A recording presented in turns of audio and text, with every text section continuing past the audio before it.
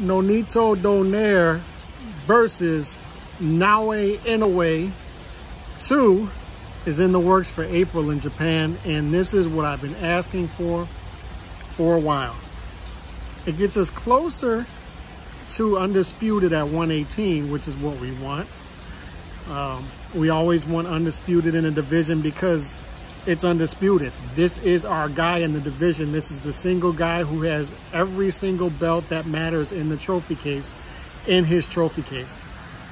Every belt that matters in the division is in his trophy case. So it's undisputed, it's undeniable that he is the guy in the division. But it's also a super fight obviously in America, but in Asia as well. Inoue is huge in Japan. Be a big fight out there, much like Golovkin versus Murata out in Japan. It would be a mega fight in Japan.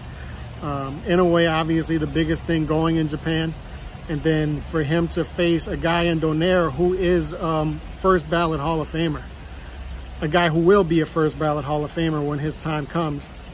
A guy who has been around the block with a lot of experience. And oh, by the way, the first fight was a firefight. That was Inoue's toughest fight. First fight was a firefight. Expect much of the same in the second fight, with Donaire knowing that the clock is ticking. 39 years old. He wants to become undisputed before his time is up. And he wants to prove that he can beat Inoue, a guy who is considered a monster, literally, and a guy who is seen as a top 2 or 3 pound-for-pound guy in the sport of boxing. A guy who is certainly in the top 4. Many consider him top 2 or 3. So a lot on the line in this fight. Donaire wants revenge. Inoue wants to prove that he can dispatch of Donaire easier than he did in the first fight. Inoue didn't have a big 2021, so he wants to have a bigger 2022. But at least he's been active.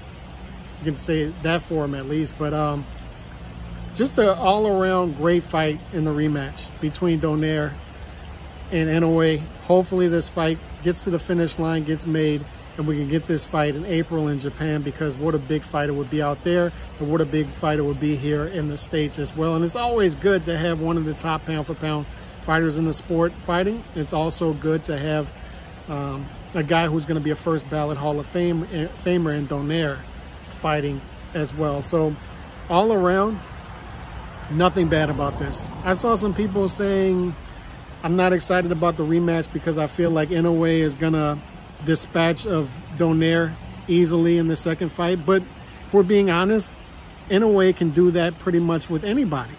Donaire gave him his toughest fight recently, so he deserves a rematch. Get that fight done. Let's go.